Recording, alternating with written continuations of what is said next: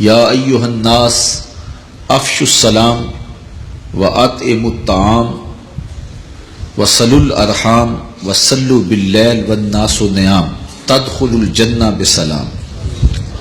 حضور یہ فرما رہے تھے، اے لوگو سلام کو پھیلاؤ،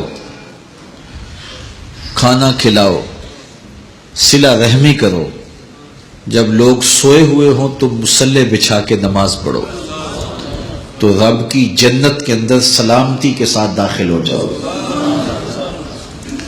یہ حضور نے جنت میں داخل ہونے کا نصاب دیا۔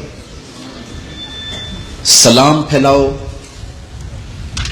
ایک دوسرے کی خیر خواہی کرو، السلام علیکم کے کلچر کو فروغ دو اور خلوص سے، دل سے اپنے مومن بھائی کو سلامتی کی ضمانت فراہم کرو۔ ہم جب کسی کو کہتے ہیں السلام علیکم تو اس کو اپنی جانب سے ضمانت دے رہے ہوتے ہیں کہ میرے بھائی میری جانب سے بے فکر ہو جا، تیری عزت، تیری آبرو، تیرا مال میری جانب سے محفوظ ہے۔ اور وہ جواباً کہتا ہے وعلیکم السلام، اگر تیرے جذبات میرے لیے یہ ہے تو پھر سن لے، میری طرف سے تیری عزت بھی محفوظ ہے، تیری آبرو بھی محفوظ ہے، تیرا مال بھی محفوظ ہے، تیری جان بھی محفوظ ہے۔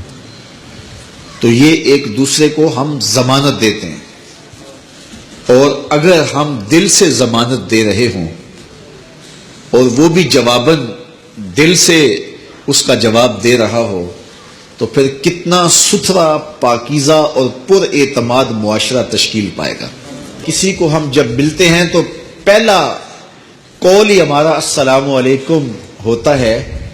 پتہ نہیں لوگ اسلام پر دہشت گردی کی تہمت کیسے لگاتے ہیں۔ اسلام تو ہمیں تعلیم ہی دیتا ہے جب ملو تو السلام علیکم کہو، تاکہ اس کی پریشانی ختم ہو جائے کہ یہ جو میری طرف چلتا آ رہا ہے میرے اوپر حملہ آور نہیں ہونے والا، یہ تو مجھے سلامتی کی ضمانت دے رہا ہے۔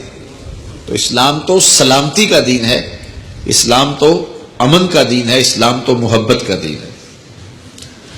تو یہ ہے اسلام کی بنیادی تعلیم۔ حضرت عبداللہ ابن سلام کہتے ہیں سب سے پہلی بات جو میں حضور کی زبان سے سنی وہ یہ تھی۔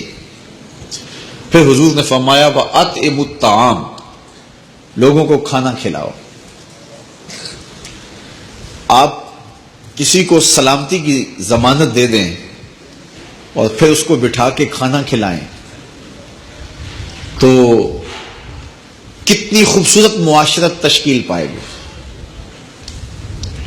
اور تیسری بات وصلوا الارحام، اور صلہ رحمی کرو، جو تمہارے رشتہ دار ہیں ان کے ساتھ حسن سلوک کرو۔ اگر نادانی کی وجہ سے کسی کا رویہ ایسا بھی ہے کہ جو نامناسب ہے لیکن تم سلوک اچھا کرو۔ یہ تین چیزیں ہماری معاشرت سے تعلق رکھتی ہیں، السلام علیکم، کھانا کھلانا اور صلہ رحمی کرنا۔ ان تینوں چیزوں کا تعلق معاشرت سے ہے۔ اب ہمارا تعلق باللہ وہ کیسا ہونا چاہیے؟ فرمایا وصلوا باللیل والناس نیام، جب لوگ سو رہے ہوں تم مصلی بچھا کے نماز پڑھنے لگ جاؤ۔ تمہارا رب کے ساتھ تعلق اس قدر مضبوط ہونا چاہیے کہ ایسے وقت میں کہ جب لوگ سو رہے ہوں تو تم سجدہ ریز ہو جاؤ تاکہ ریاکاری کا امکان بھی مسترد ہو جائے۔ تو یہ چار کام جب تم کرو گے، رسول کریم نے ارشاد فرمایا تدخل الجنہ بسلام، جنت میں سلامتی سے داخل ہو جاؤ۔